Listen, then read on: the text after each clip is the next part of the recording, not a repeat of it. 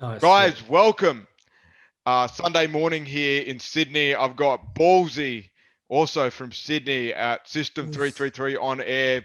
Ballsy is an absolute machine, absolute unit, has been training on and off for some time. He's faced a few big mental battles, and today he's coming on our podcast to discuss some of the battles he's faced and how it can help all of you in your adversities. He's got a few good stories to share. Ballsy will also be asking me a few questions. I know generally I, you know, lead the podcast, me being the interviewer, but in this case, there's going to be a bit of back and forth dialogue between us.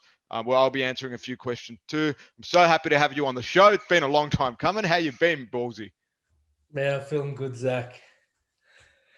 I'm breaking my mental barriers straight off the bat. So I've started a podcast and I'm doing some YouTube videos. And I just want to get my story out there. That's awesome, So man. Everybody wants to get their story out to a different medium. So, you believed, video was the best for you. I wrote my story in a book, my 1 year story. So I enjoyed writing it. What was the choice of doing it on video, doing it on YouTube?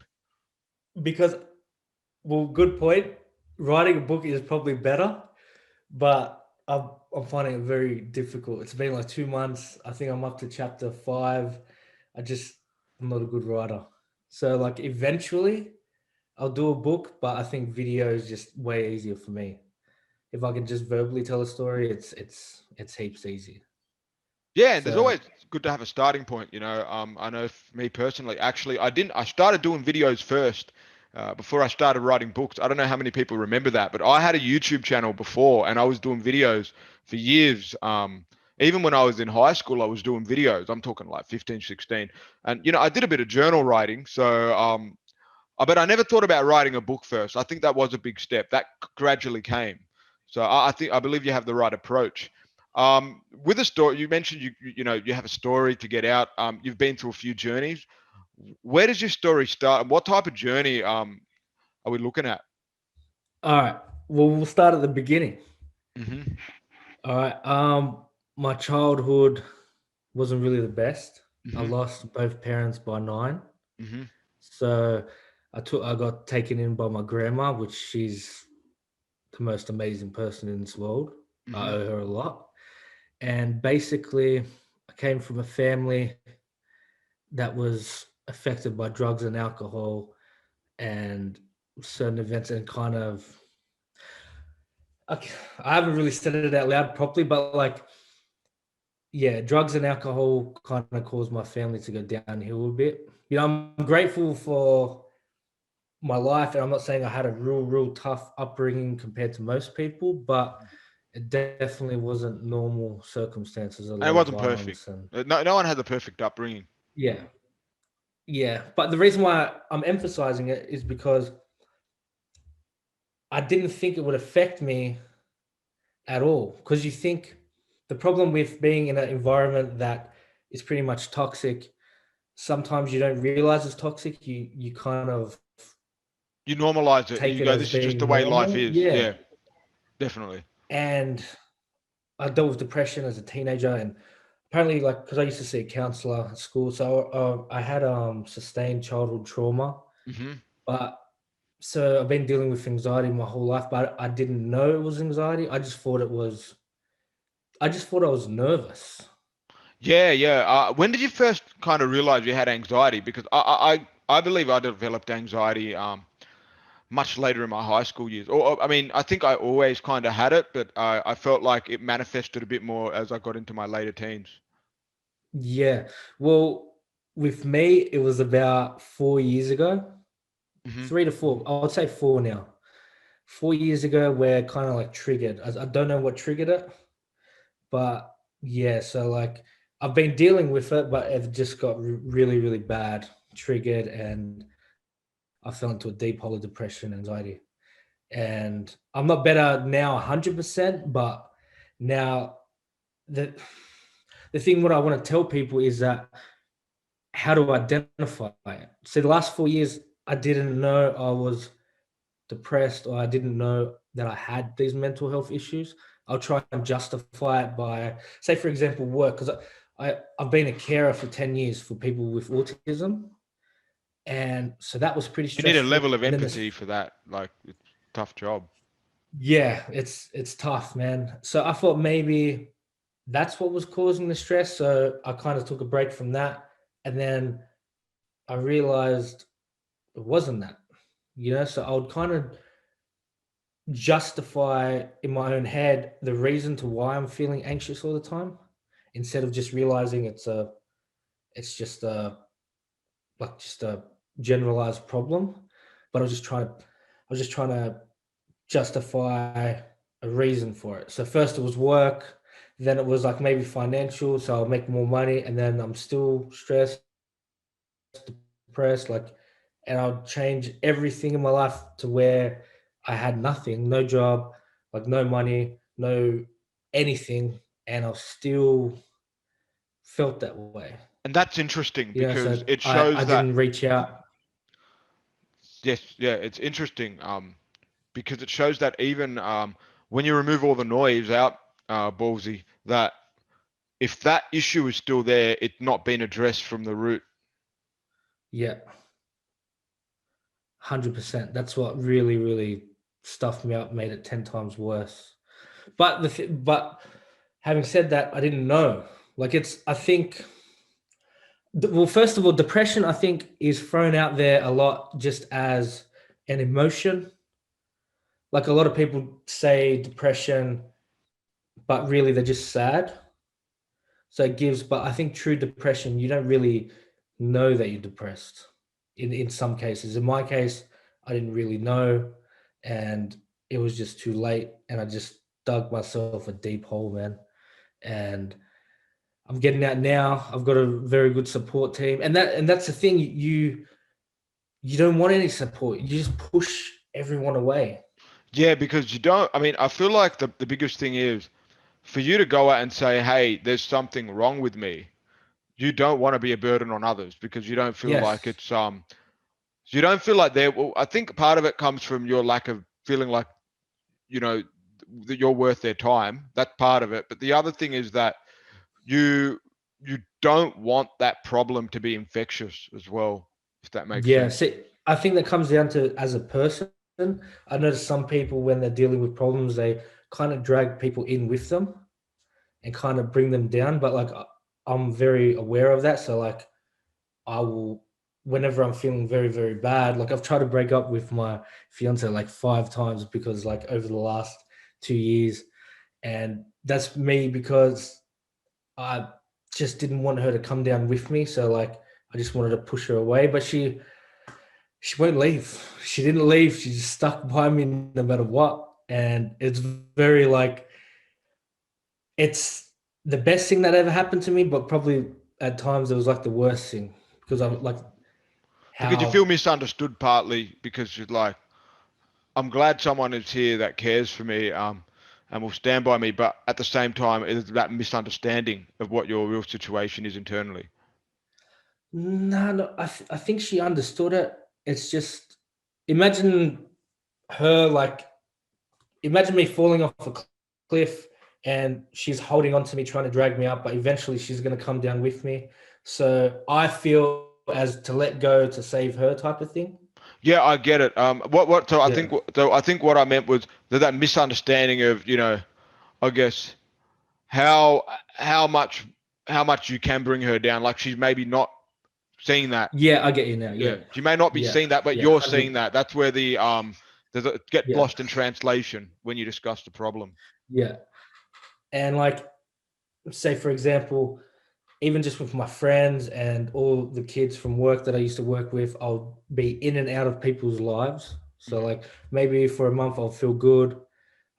My mental health will be good, and I will bring them to me and start, being like a good friend. And then all of a sudden, maybe 2 months later, I'll just push them all away. So it just caused me to permanently push everyone away until I'm better. So that's what I mean. It's tough. You do all these things that you think is helping the situation, but realistically, it's making it 10 times worse. Yeah, I think a lot of it comes down from the fact that, well, one, isolation is important to know thyself, right? So you know that you need to do this in order to get to the bottom of the root of your problems, right? And that people around you may be noise. But then I think there's also, because we're social creatures by nature, we can't just go and do the opposite of what's healthy, which is pushing people away unreasonably, that is. Yeah, 100%. But then see, just that mental health state causes a lot of other problems. I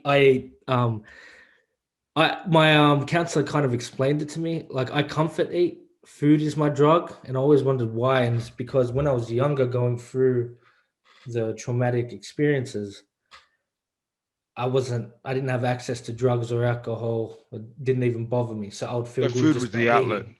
Yeah, so I've stuck by that. That's why I don't do drugs. I don't drink.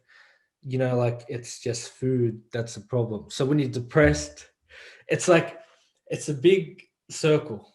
When you're depressed, you get fat.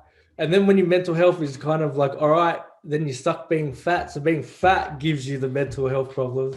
And then it's just a vicious cycle. Yeah, it's a domino effect. Damn. Yeah, I never it's thought about it like that, but I can relate in the sense that, see, whenever I had issues, I would go straight to video games. And we all know how addictive video games are now for young kids, right?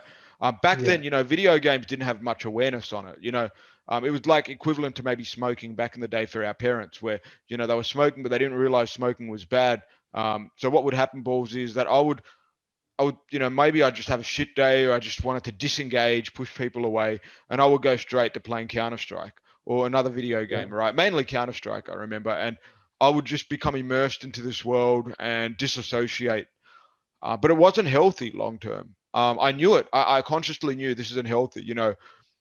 You can only numb the pain for so long over on a game, and it was like, so there was a key route while I was playing the game was because it was escapism, but it never addressed any of the problems at the forefront. yeah, yeah. I'm with you on that because I used to play video games when I was a kid, and that used to. One thing I noticed with me, I used to dive into any hobby like 100%. Like I used to skateboard. I used to, and my teenage years, I used to go graffiti, which is very stupid. But when I look back at it now and I think about it, I would rather be graffitiing than going out drinking and partying and Well, stuff there's like a, there's a that. still a degree of skill in doing good art, word art. Yeah, but mine wasn't good art. I'm not gonna, not gonna Okay. lie. Well, what would you say, you were a toy? Yeah, it was just straight vandalism. Like that's it. You weren't a But burner lad, not a burner. nah, nah. Damn, I remember But those days, man. I think we knew quite a few of the same boys. Far out, there was some good times. yeah, but the But video games aspect, I fell into it, man. About 2 years ago, I just found World of Warcraft. oh shit. Yeah, you're right. Like I just escaped, and I didn't have, not that I didn't have any reason to get out of it. I didn't really want to. I was kind of like happy in my little world, and but it's bad. I don't play it anymore. But like video games, I still play Rainbow Six Siege. Have you played that game? I know Rainbow Six, but I haven't played that one. Yeah, but like I just can't play any games where like it just invests so much time. Yeah, that's the one thing. I don't think I've ever had anyone on the podcast where I've been able to exclusively speak to video games about and video game addiction. But one thing I learned was that with video game addiction, especially because I played a range of games. I mean, I played fighting, strategy, shooting was the main one, Counter Strike, um, and then I played a few platformers. One thing I felt, and I was writing it. This is going to be in my book, Archetypes and Intuitions, was that I believe that if you play video games while you're younger, what may potentially happen is that you can take on the form of consciousness or the psychological forms of the characters in the game. So your behaviors, the way you think, becomes like a video game character, right? Not that Yeah, human to human interaction that would have naturally been through your parents or your family. Do you know what I mean, Ballsy? It's like you Yeah, get influenced by the characters and their archetypes? wrestling. Oh yeah, I love WWE, dude. Wrestling. That's what happens. I got a story. I got a story for you. Yeah. So at my work, there was a client that I used to work with in the group. He had autism. He was an older gentleman, around 30. And basically, he used to scare everyone in the groups. He used to be like this, like cut your throat. And Chris they were Benoit. taking it very, very serious. And the more I got to know him, the more I started to realize he's just copying what he's seen on wrestling the night before. So, like, if you watched one with Undertaker, he will start, yeah, like Ugh. doing that, and then because he was non-verbal, but he would just copy stuff, and they thought maybe he wanted to kill himself. Oh shit. Yeah, but then I finally worked it out, and I'm like, Undertaker's, yeah, and then yeah, it was crazy, and I see that with some of my friends as well. Like when we were younger, they would just kind of just somewhat take shape. Like I was Like just The gonna Rock. say I have a friend. Yeah, I have a friend who used to think he was Randy Orton, and Oh he yeah, even so got do like I. one I of wore his, my Orton shirt to work the other day, man. yeah. I told everyone I He got his wasn't. tattoo. He got Randy Orton's tattoo, and he would Fuck, that's just. next level, dude. I only bought a shirt But off WWE shop. but when we were younger, when we were like 17, because I never used to watch wrestling, he used to say that he had this like ADHD, but it was IAD, but um, it was a fake condition for Randy Orton. I think it was an intermittent explosive disorder or something. And he would say that he had it. And then I was with my other mate. He goes, "Yeah, I find life difficult. I have IED and stuff." And then my mate caught on. He's like, "That's made up for Randy Orton." He's like, "Oh, nah, nah, nah, nah." But I'm yeah, gonna look that up, eh? IEDs. I didn't know about yeah, that. yeah. But yeah, he got caught out. But you're The right. People do Randy take. Orton and the IED that he suffers from intermittent explosive disorder, and that was announced on Monday night on Raw, and that would have Yeah, been during the time that he had Legacy with Rhodes and Ted DiBiase I Jr. can't remember, but he was just like on a rampage. Yeah, yeah, and took on Triple H and the That Authority. same mate, I don't want to name him, but that same mate just named his dog Viper. So he's still obsessed with him. Well, here's the thing. Okay, I don't blame him. Randy Orton, I'm so happy he's WWE champion. I've got Yeah, his shirt. One of the hardest workers in the industry. He's in the best shape, even though he's like much older than he was when he first joined the company. So, that's the thing. We take on these forms of consciousness of I guess characters, archetypes that we look up to, whether it be Randy Orton. For me, I love Ken Shamrock. I remember when I met him in Hurricane Bondi 10 years ago when they yeah. were doing the Impact FC fighting Ballsy at the Powerhouse Museum. It was crazy. And I looked up to even some other video game characters. Akuma from Street Fighters, namely one. I have a photo of me in my Instagram, me with Akuma, and even the pose I'm doing and the shape, the body language is very similar. So I think we do look up to these characters. So many people love Dragon Ball Z. Do you remember Dragon Ball Z? How many people wanted to be Vegeta, bro? Yeah. Apparently, you can tell me this. I don't know if it's a theory, but they're all based on vegetables. What those Dragon Ball Z characters? Yeah. Have you Uh, heard that? no, no, no. That bro. No, no. Look It's at as it. No, new no. to me as I mean, no, IED. no, no, not physical, but their names. Kakarot is like carrot. They're all like I don't know the right term for it, but they're all like, is it Yeah, it's anagrams or true. All something? full-blooded Saiyans' birth names are puns on various vegetable names. Puns. Yeah, and freezer, cooler, like it's all got to do with Yeah, vegetables. I just realized the radish is radit, Yeah, Kakaroto is like carrot, broly so is it was right. broccoli. Damn, I didn't even know this, man. Yeah, yeah. It's It was pretty trippy, smart, wasn't it? and think about how much money they made from that. Yeah. What are you watching at the moment? What am I watching? Well, to be honest, I don't even get much time to watching. Yes, I have been watching WWE. I do follow WWE, and I have to watch yesterday's version of SmackDown. Oh, so you're still like a massive fan. Yeah. Oh, look. Okay. It's never going to be the same as when we grew up watching it in the Yeah. Attitude Era and Ruthless Aggression. But I have watched WWE through the pandemic to see what type of levels of adaptivity or whatever adaptability they've been doing to continue running on the product and making money. And that's Yeah. been very insightful.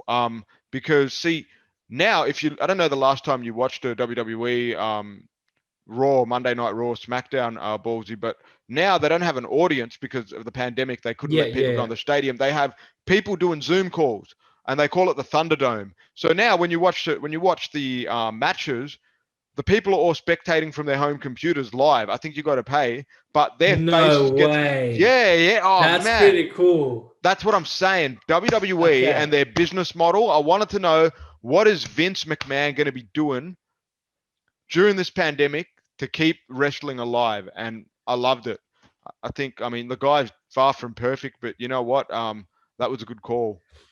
My friend was telling me that they done one of the best matches ever. It was kind of like a video. He Yeah, said yeah, it was literally Edge called. and Orton, Yeah. and Undertaker and AJ Styles. Man, those were good matches. They were just really entertaining to watch because not only did they take the wrestling persona, so the actual wrestling, but they also took the archetype of each wrestler.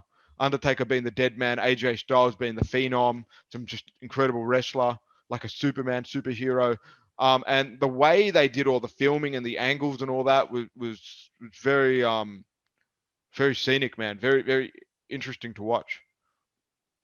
No, 100%. That's good. I personally just can't watch it anymore.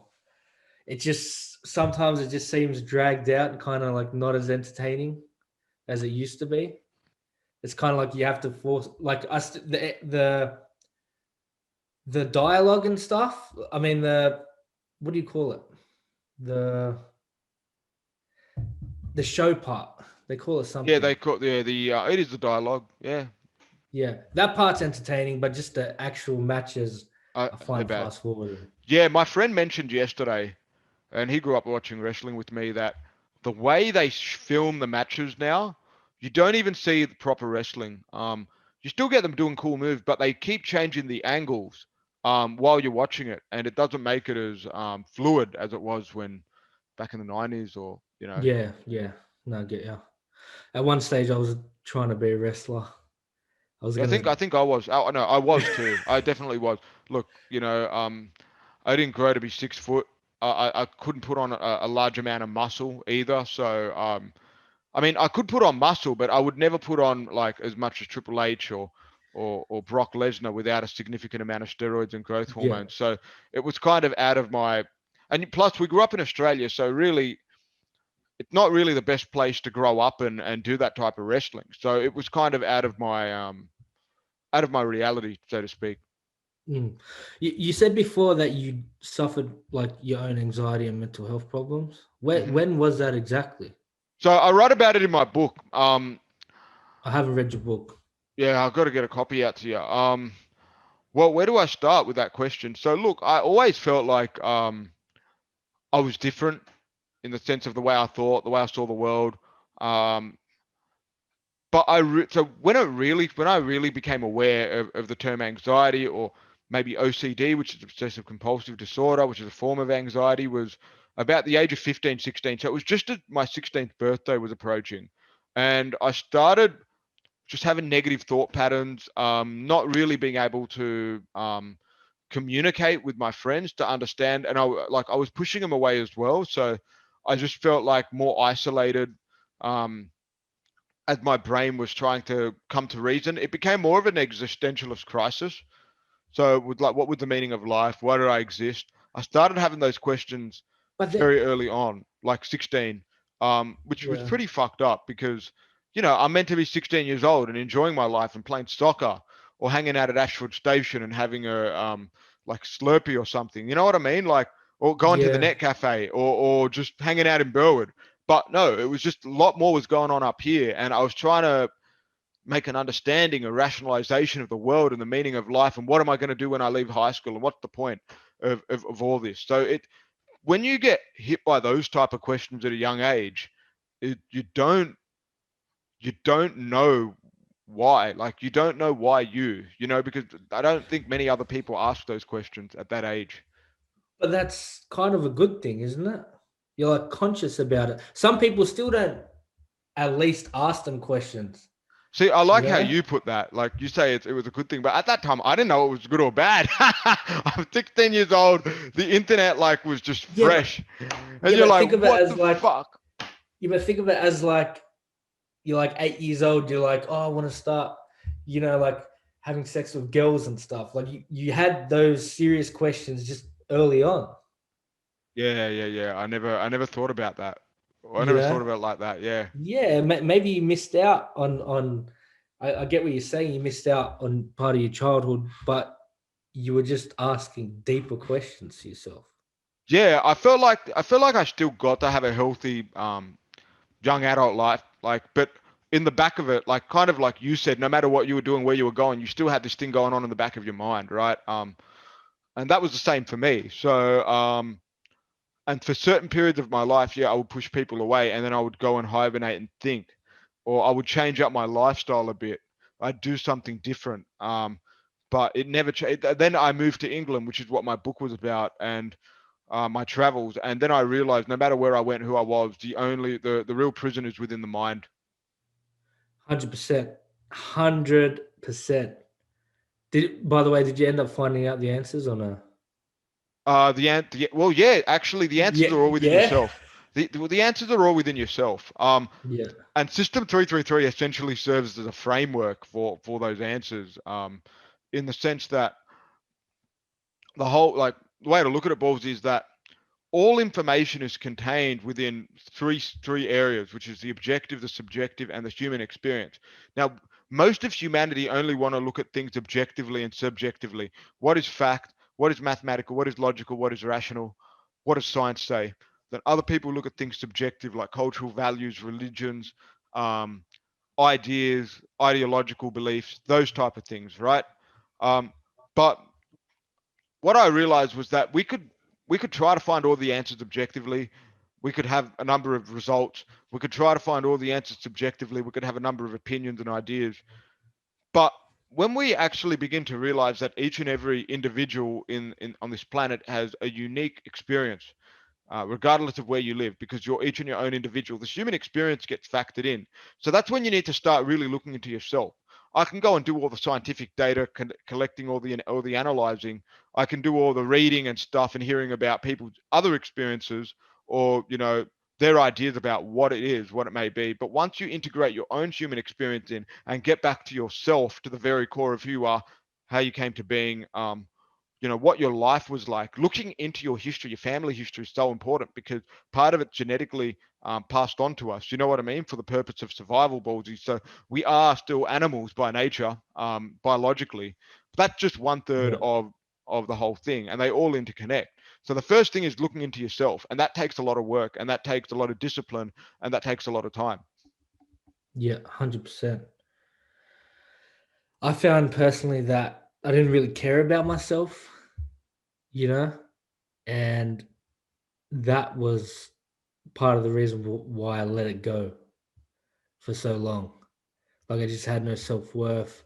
Not self-worth, but like I just didn't really care what happened to me, you know?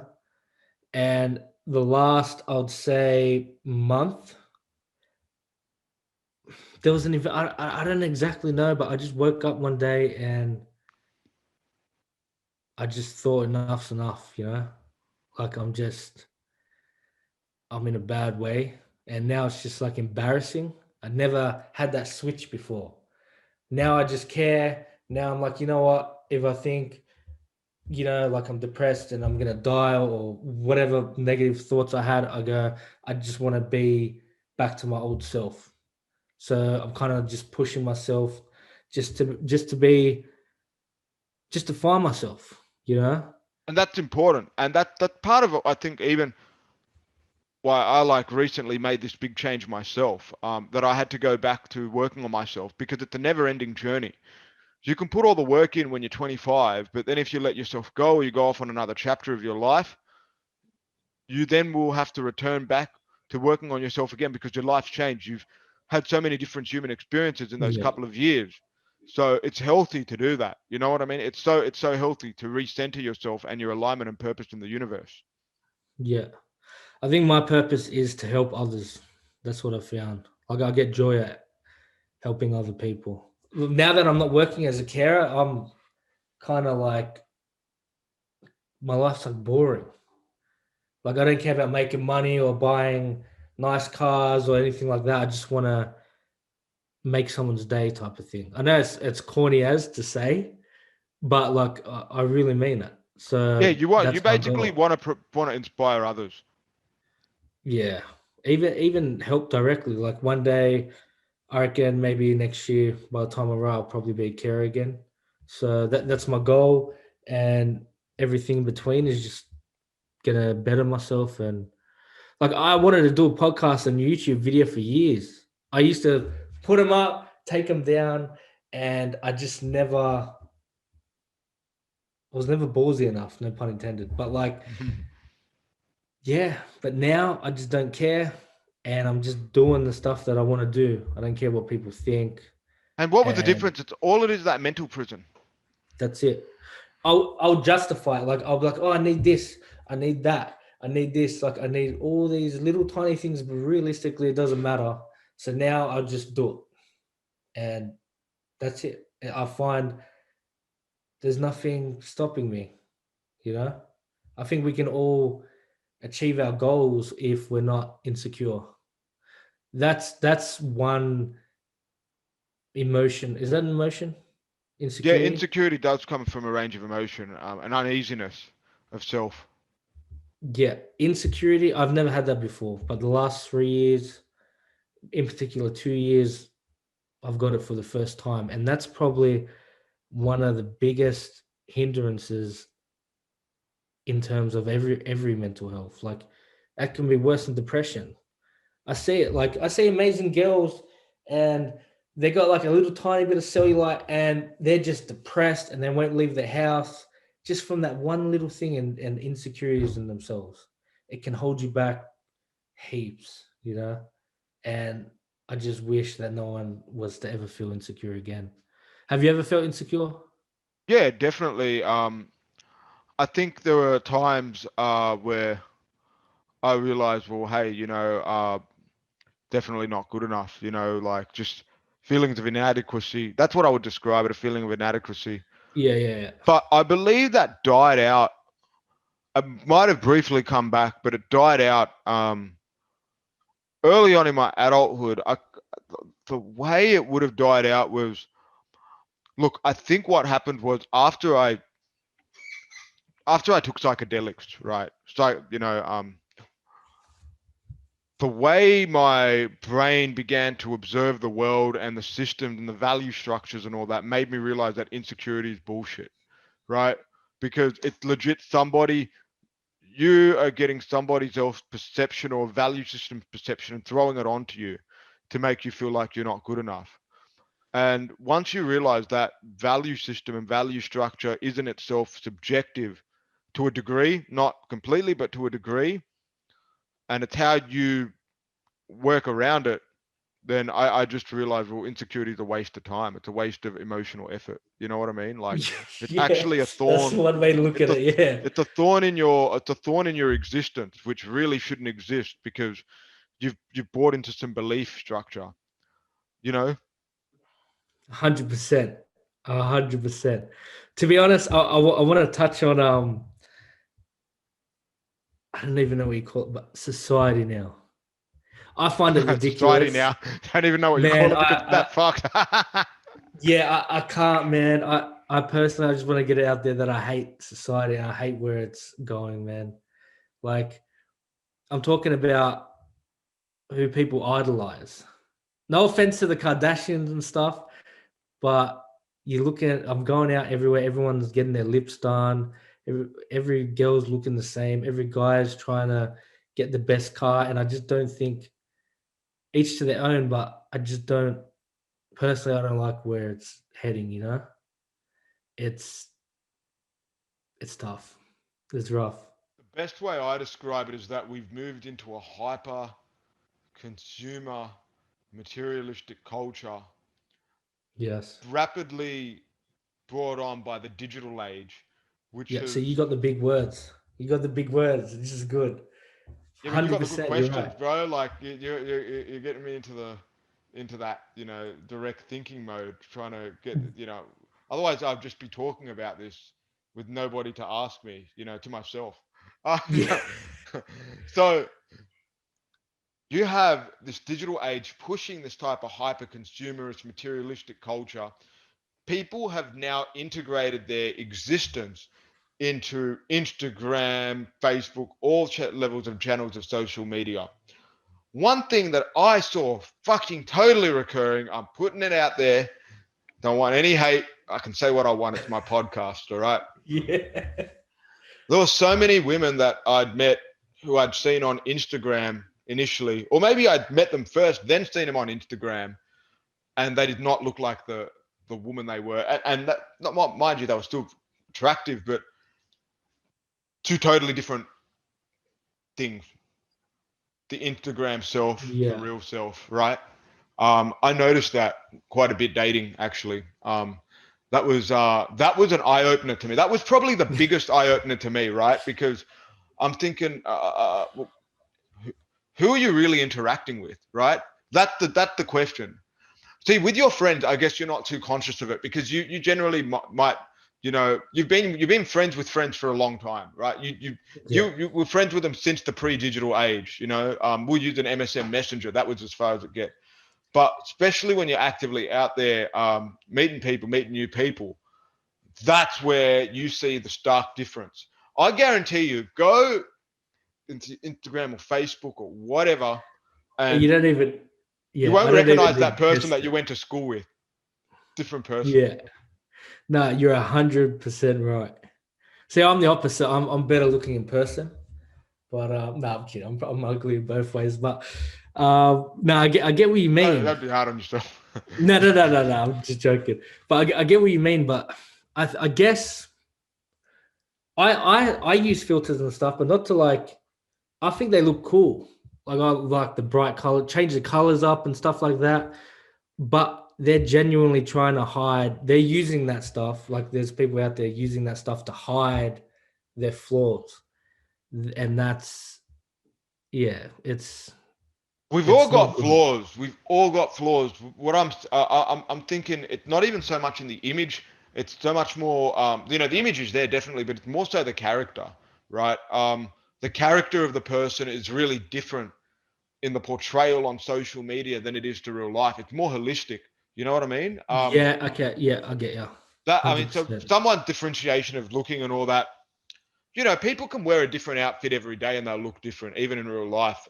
That can happen. But what about the character of the person, who they show they are on social media to who they are in real life, or maybe the type of lifestyle they distribute and how they present Yeah. themselves? That is where it gets really interesting. Well, see, I always think about that, and I think that the negative society that we have right now, not really negative, but it's. Let me explain it different. If all those people that are materialistic that everyone follows and everyone looks up to, if you were to replace, if you were to replace the Kardashians and stuff like that, I'm generalizing here, but to if everyone that looks up to the Kardashians was to look up to Elon Musk, for example, or someone that wants to benefit the world, we would have a huge change. If being nice and being like giving to people and helping people was cool, the world would be a better place. That's what I Yeah, this believe. is where I mentioned the value systems, right? Well, about insecurities, that once That's you what take it the value value systems. Yeah, system of how humans think and you break it down and realize this is all fucking bullshit, right? Because, yeah, okay, part of it is grounded in objectivity. I'm not going to throw that out the window. There are some things that need to be done for the better of survival for humanity. That's true. But reality is we live in a multicultural society. We live in a society full of different beliefs, different ideas, and we take on all these beliefs and enter into that particular matrix of thinking. and that consumes us. And as you said, society would be a better place if we removed the veil of the matrix that presenting who the right people are, to substituting it with, I guess, people who are out there doing more good for conscious awareness for humanity. Is the best way to put it. Yeah. Yeah. Are you materialistic at all? To a degree. I got a new pair of Yeah. Nike 270s. I got a new Huh? pair of Nike 270s. I got one blue, one orange now, and I felt like, look, I never really got into buying shoes, but I like the Nah, but shoes. shoes, like I'm talking at a bigger scale. Like I'm talking like if you get a Toyota Camry, but you take the same car and put a Mercedes badge on it, would you pay an extra 50 grand for that badge? Nah, I'm not. Look, I found cars. Look, I found cars a burden, man. I think in this country, I mean, God, the road rules are ridiculous. How do I explain it? There are so many damn road rules out there. There are so many damn road rules out there, man. And Yeah. I love driving, but why would I put a target on me by getting a really fucking cool car, and then having that to be a burden to my existence? Because I'm Yeah. also worrying about, because there aren't many good drivers on the road either. So I'm worrying about some idiot just, I've seen it happen in front of me so many times. Brand new car, some ridiculous accident. I remember one chick with a Mercedes reversed into me in Burwood. This was like 6, 7 years ago, and it was a new Mercedes that her father had bought for her. I, Yeah. I'm thinking, I would hate to own an expensive car in this city. If I was living out in the country in Bowral or whatever, Orange, I'd have a Yeah. nice car because I could drive for as long as I want, do whatever in the green scenery, But in the city, I think it's a burden. You're just showing off to other people. The intention's different. Yeah. 100%. Yeah, all right. Why don't you move to the country? Oh, You ever look, thought I've of it? thought of it. It wouldn't, because look, I've traveled a lot, different places, figured out what I liked and what I didn't like. I've lived in Kashmir, which is pretty much the country. Um, Opportunities business wise are not there for me. I like to be in the heart of the city and liaising and building. Cities are good for that. I think moving to the country is somewhere you go later on in your life where you want to, maybe later on in life, but not when I'm younger. Nah. Yeah. What I'd about you? love Have you to. thought about moving anywhere out of Sydney? Or Um, I don't know. Sydney's like a love hate. Like sometimes I hate it, sometimes I love it, but I think you truly appreciate it when you leave to go somewhere else. I've been to Adelaide, I was born there. Brisbane, stuff like that. Adelaide was just weird. I was I born found. there. Of course, it's weird. Yeah, I got out yeah, of there as soon as possible, man. I don't know if that had any help. yeah, yeah. But I don't know. I think I'm just stuck in Sydney forever. To be honest, not really stuck. I'm choosing to be here. Yeah, but Sydney's a place full of opportunities, and I think that's the thing. A lot of people need to realize that as much of a rat race the city is, and I guess the battles you'll face, there's a lot of opportunities here, and I think I credit Sydney a lot for meeting cool people, getting good opportunities to work. Sydney is a great place, definitely a great place, but it's how you choose to channel your energy here. And I think the problem with Sydney is that there's too many options, and too many options create a lot of confusion. And whenever you live in a city or sorry, in a country or a smaller place, smaller town, you're not confronted with that same level of mass confusion. Yeah, 100%. With all that being said, today, I guess, going through the mental journey, having faced anxiety at a young age, working out that no matter where you go, you're always going to be confronted with that problem of, getting to the root of yourself. What do you think is the major takeaway we can get through today, Ballsy, in terms of people wanting to move ahead with their life and getting up and doing something? What would be maybe the best sentence, best what choice of words to put through to people? Just don't give a fuck about anyone. That's that's a major barrier. Giving a shit what people think. Just do you, and whatever you want to do, you can do it. That's it.